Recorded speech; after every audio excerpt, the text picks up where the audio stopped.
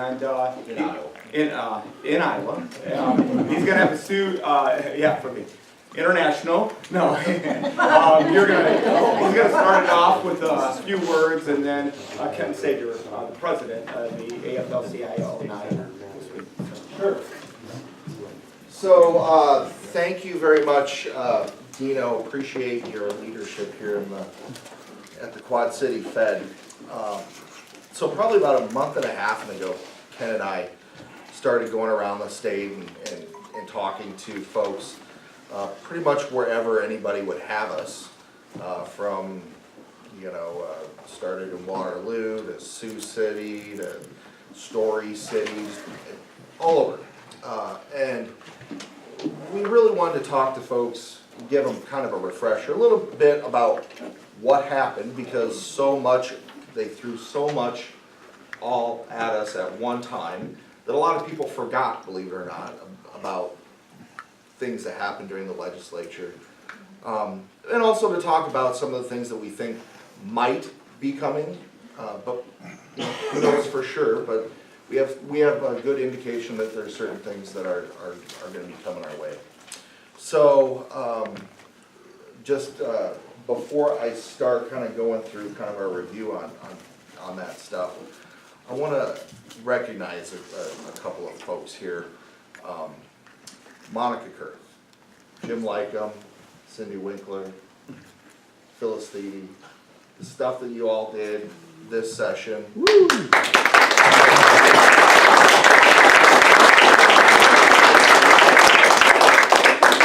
And you jumped right into it, right? I mean, but it was, I remember your floor speech during collective bargaining. It was heartfelt, but that was like the first thing that you had to do was go and we appreciate that. We appreciate everything y'all did, because none of this was easy.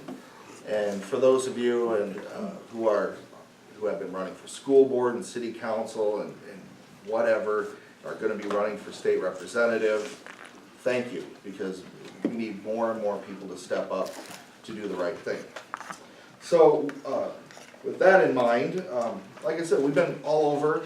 We've been getting really, really good turnouts, and so thank you all for being here.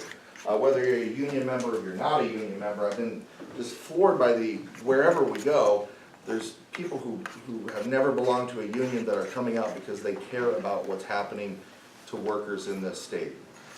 So a little bit about the legislature. How did we get here? Now, a lot of you are going to remember a lot of these details, but from 11, this is in Iowa, and so sorry for those of you who live in Illinois, but this is Iowa specific.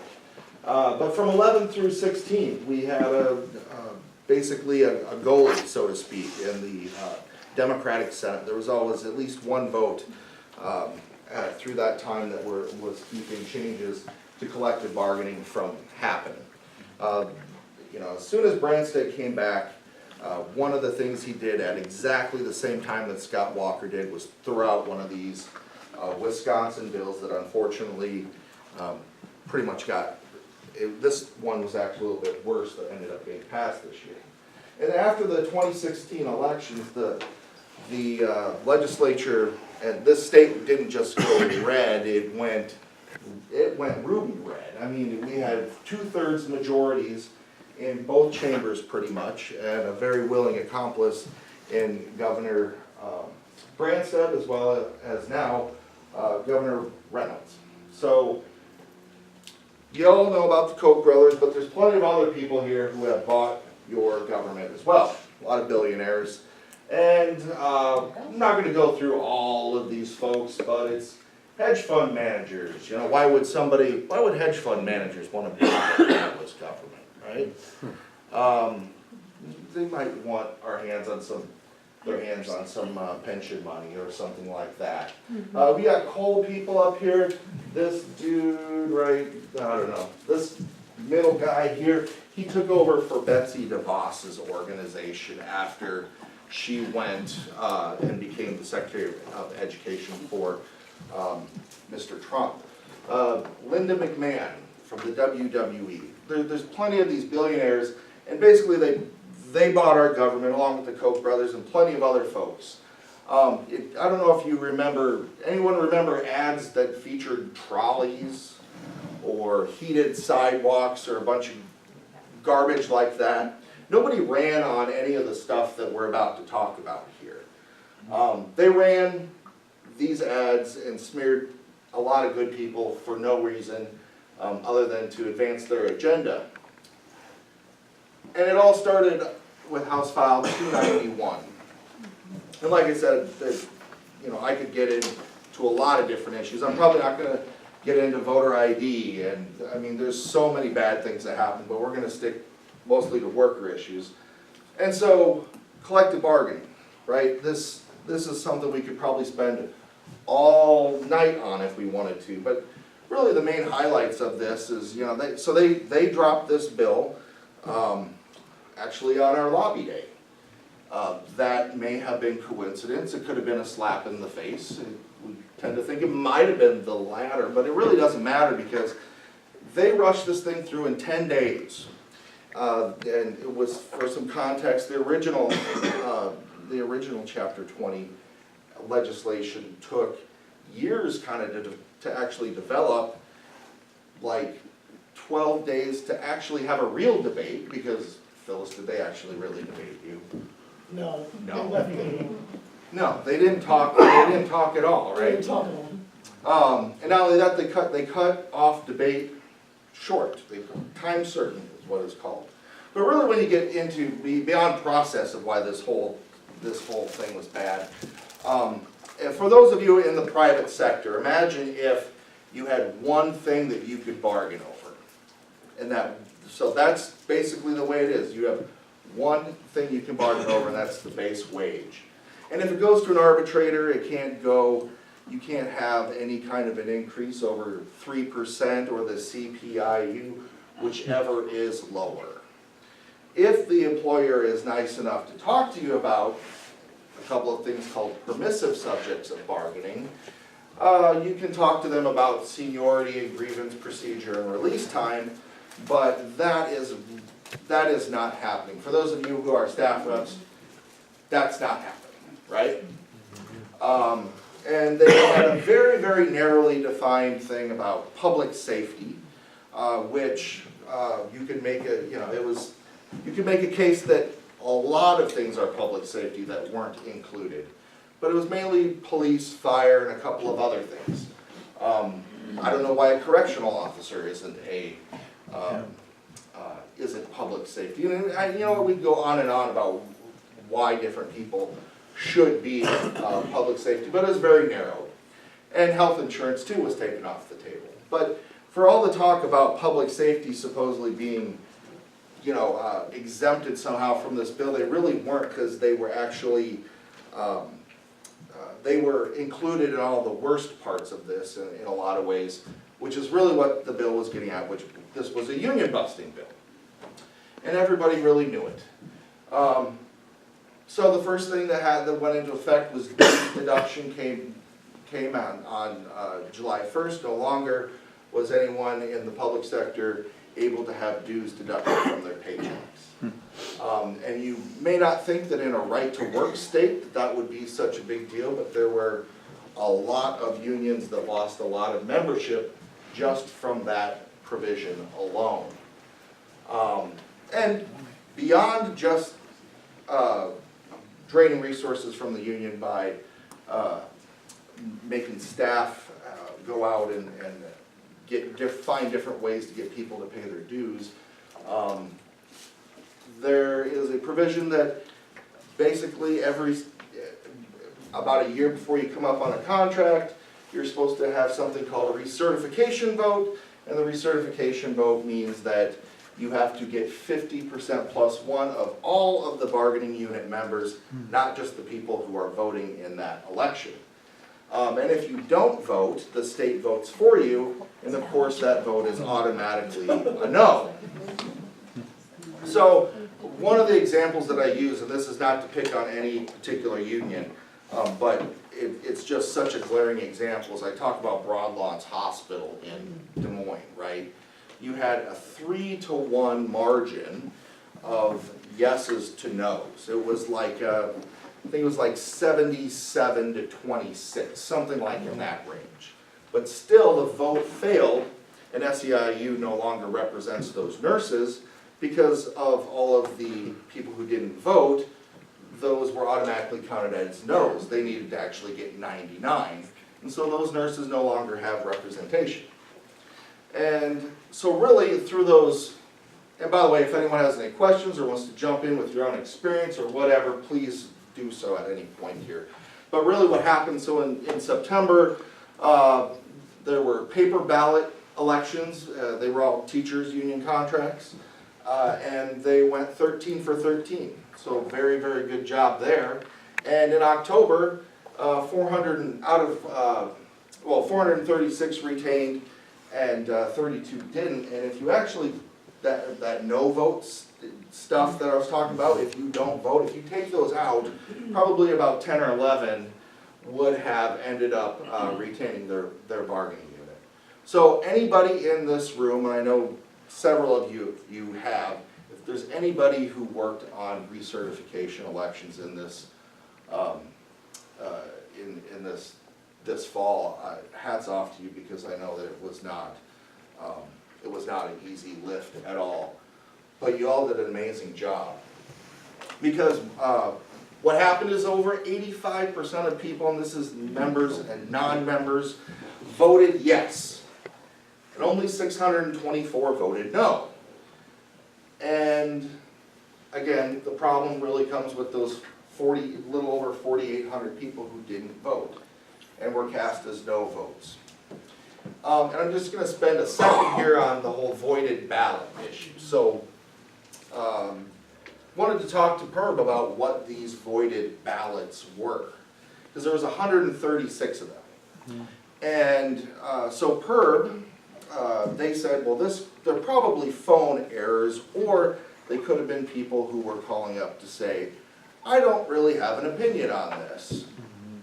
Now, I think it's probably, I don't see a lot of circumstances where people are going to call up and say, I don't have an opinion on this one way or the other, but I'm still going to go ahead and cast a ballot. For any of you who actually heard the script, it was probably about 4.5 minutes of a robot talking. They asked you over and over, probably 3 times maybe, it was almost like they were saying, are you sure you really want to vote for the union? Are you sure? Are you really? And so after a while, it was very apparent that this seemed to be a really, really obvious way that they were trying to make this a barrier for people who are voting. Tracy? We requested to get a copy of the script and they never gave it to us. All we wanted to say is we were trying to help our members vote. Can we get a copy of the script and take us through the cues so that they will be able to vote based on the best information available, and they never gave it to us. And what did we get? Like 2 days after the voting was done, you get like this 2-page flow chart that made about as much sense as this really long phone recording that people were going through, right? And so I can see plenty of circumstances where people would want to hang up because they were confused, or people thought that they voted and didn't because you had to go through the whole thing. I think Earlene. Yeah, and also, as far as the voting, you know, we had pretty good turnout. The numbers show that people got out. But what we're finding is, and you have to recertify as your contracts expire. So what we're finding is these employers now are doing 1-year contracts. So then you have to go back and redo those, plus whatever's expiring the next time. And I think probably the voided ballot's my best opinion is, I didn't hear anybody having too much trouble, except the website being down once, but with the computer, but they got into that phone, and once they pushed whatever for yes or no, they got tired of hearing it, and they hung up, and I think they're voiding their ballots. See, and that becomes a huge issue when you're talking about a 4-person bargaining unit, a 5, a 7.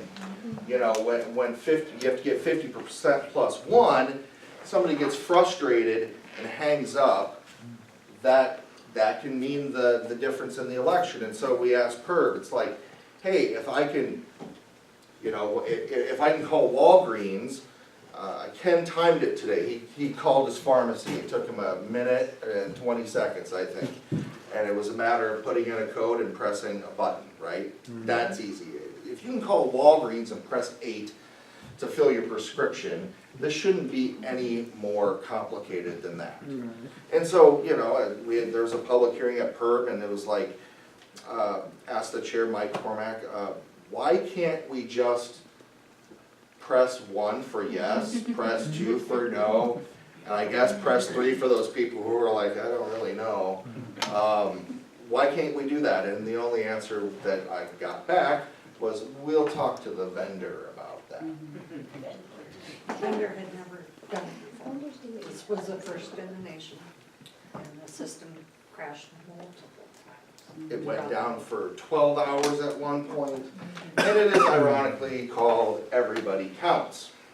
And Charlie, don't forget, the unions have to pay for these elections. Yes. It's not something that the state is providing, the unions actually have to pay $1 per member, or $1 per eligible voter. And there were some vendors that were wanting to charge even more than that. Yeah. So, yes, unions get the privilege of going through this experience. So I know that these are unofficial numbers and that there are different unions for a variety of factors that are challenging these, but again, with a DAC stacked against you as much as it was, great job, everyone who worked on this. This is just a chart that if you're a visual learner like me, if you go to the Iowa Policy Project, you can find this sort of information. They did a good dive into this, and I just put this slide up just to say, like I said, if you are a visual learner, go to Policy Project, because they did some good stuff on this as well. But of course, they didn't stop with collective bargaining. They went right on to work comp changes, and work comp, this was one that was really aimed at the trades and folks who work in industrial. It's probably not going to surprise anybody that this bill really, a bill that really changed the way shoulder injuries were handled within work comp, was pushed by the trucking industry. It was pushed by Tyson Foods. It was pushed by John Deere. So actually a lot of union employers and other employers as well that really wanted to get some work comp changes through. And like I said, when you have this 2/3 majority in both chambers, it's not a matter of can we flip 1 or 2 votes and change this thing. It was how can we make this not quite as bad. So the original version of this was horrible, and I'm not even going to go into how bad that was. But the final product, like I said, really the thing that really gets me is how they treat shoulder injuries now. So shoulder injuries used to be considered something called a body of the whole injury, and that's because think about it. You know, your shoulder is going to affect your hands. Those muscles affect your arm, it affects your back. So if you're a skilled tradesperson and you've spent your entire life and then you get into some kind of a work-related injury, you lose your entire economic livelihood, basically, everything you've trained your whole life to do, whether it's in manufacturing or in the building trades or whatever it is. You no longer it's no longer considered a body of the whole injury. It's for a certain length of time, and once that length of time is done, the answer that they say is to go to our already underfunded community colleges. And you can go there for I think it was like 13 weeks and learn a new skill and start your life over again. So that was the main centerpiece of this. Really was around shoulder injuries, but a lot of it was about like, hey, how do we put every single work comp attorney in this state out of business? There was a lot of that, which I don't think is going to be the case. Bottom line is that really, you know, the way that they want to control their healthcare costs is by denying or delaying payments to workers. And that's what this bill did. And when it comes down to it, nothing in the bill actually did anything to lower healthcare costs, which is going up for everybody probably in this room one way or another. And even Governor Reynolds had the audacity to come out this summer and say, look, this law is really, really working, because our work comp rates went down, and that's not true, actually. The ratings company came out and said, this was based off of 2014 and 2015 numbers, and I think we have yet to actually get a retraction or a correction from the governor's office on that as well, about how that is working, how that law is really, really benefiting Iowa businesses. And they didn't stop there, right? And one of their other big things was, how do we ban project to labor agreements at the local and county, state, school level, whatever it is. Project labor agreements are basically a pre-hire collective bargaining agreement where local governments want to know that their work's going to be done well and done on time. So we got this thing in the Iowa Code where we talk about the lowest responsible bidder, right? And so local governments have been trying to figure out, well, what the hell is responsible actually? And so there was the reason why project labor agreements, why it was in some places really popular to use them, is because they actually knew that the people, they could tell ahead of time that it was going to be a responsible bidder. But not only that, they're still trying to figure out what responsible bidding meant, so they would have things like questionnaires, and they would ask contractors things like maybe that I would or you would ask your somebody who was going to do work on your house, like, I don't know, have you ever been convicted of a felony? Or do you have a qualified workforce to do this project?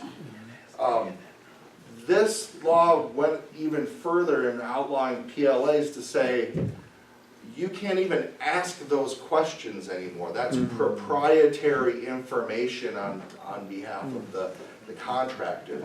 It makes no sense at all. So, in other words, what this law did is it removed the responsible part. And so then what are we left with? Lowest bidder instead of lowest responsible bidder. So I know there are a lot of local governments that are trying to figure out ways to make sure that they do have a responsible bidder. And there's a lot of creative things that people are trying to think of and talk about out there. But it didn't stop there, right? Right. So if you think about it, there's probably, what, 1,700 bills probably got filed last year. And 175 of them or so got signed by the governor.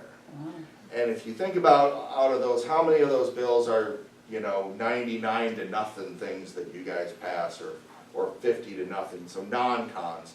So when you take all of this, plus some of the stuff that I'm not even talking about, a huge percentage of the laws that were signed by the governor last year in Iowa were anti-worker bills.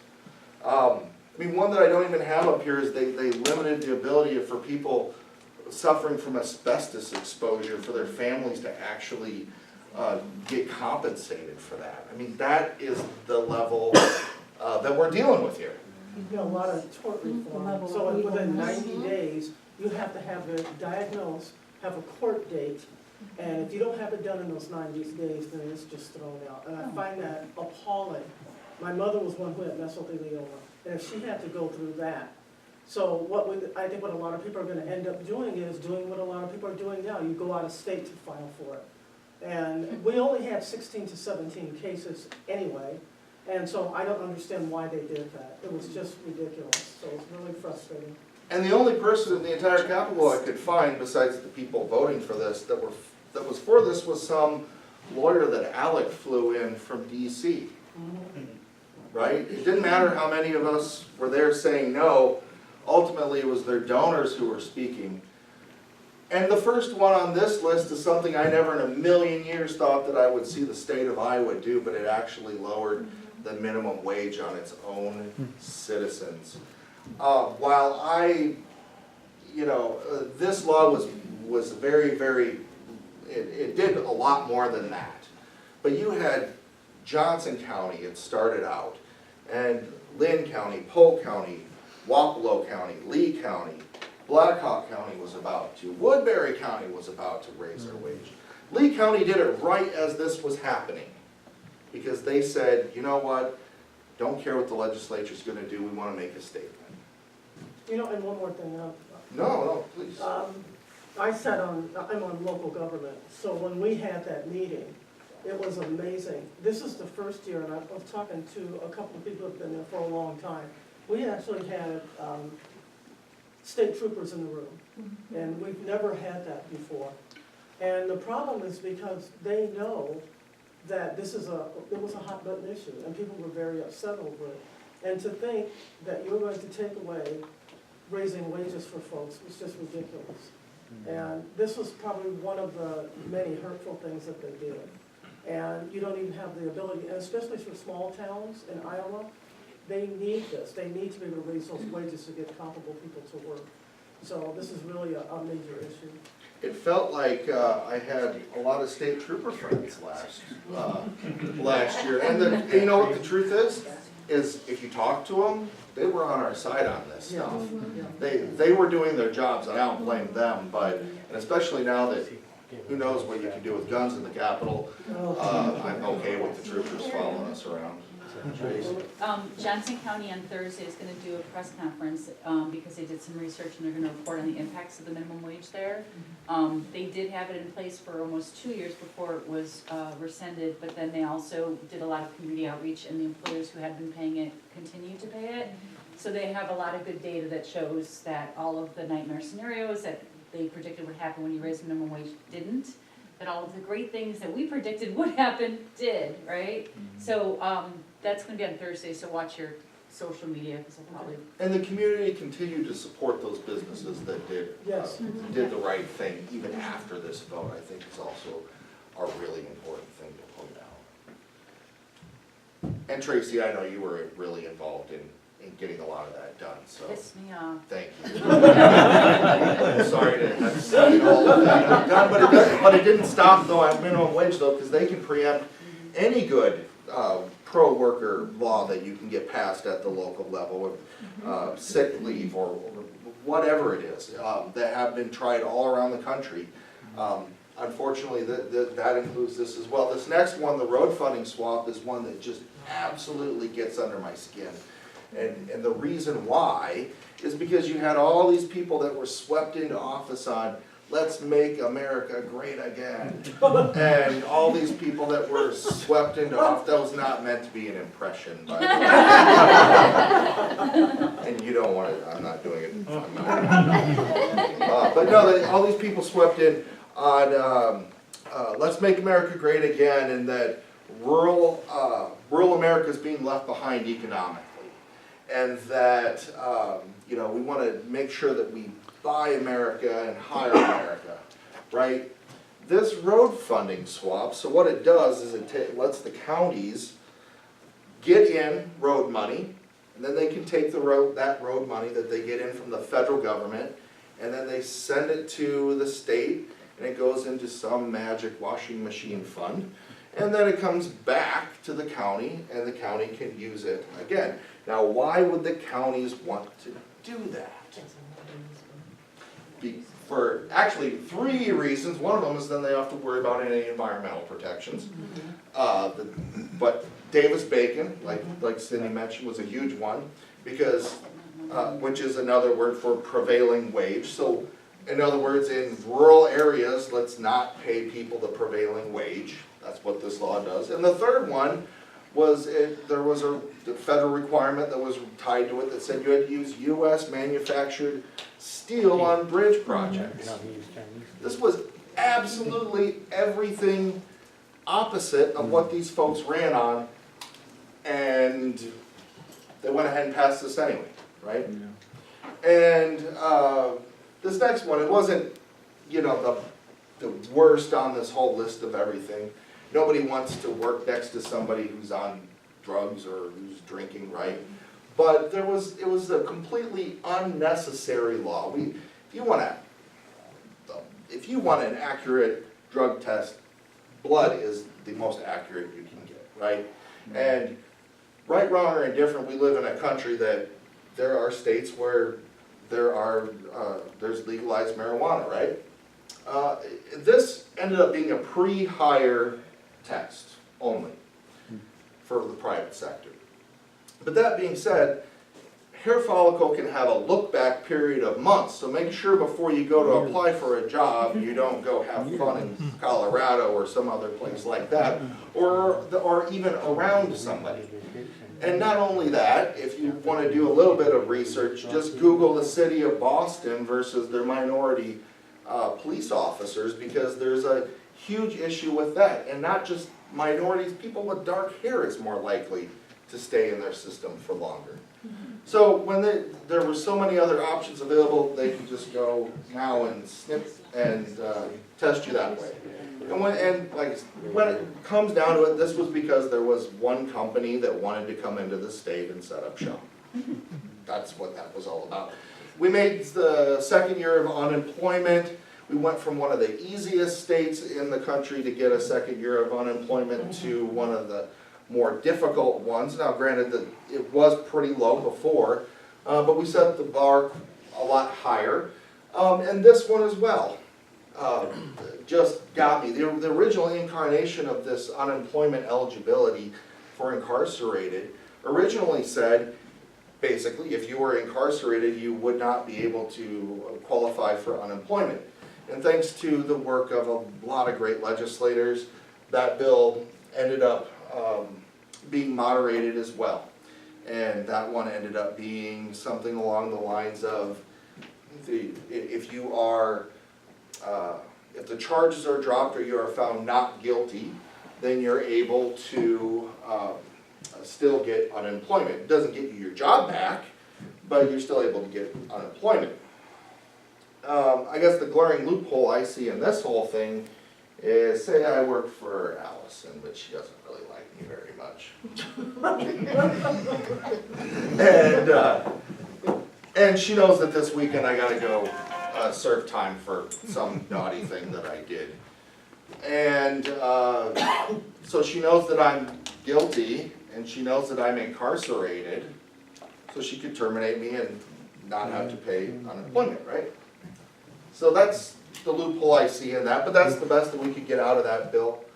The Workforce Innovation and Opportunity Act is a long way of saying they really screwed up the Workforce Development Board. Since its inception, the Workforce Development Board in Iowa has been something like 50-50 business and labor. You had a chair that alternated between business and labor, and you had a nonprofit that kind of swung one way or the other depending on kind of who the governor was.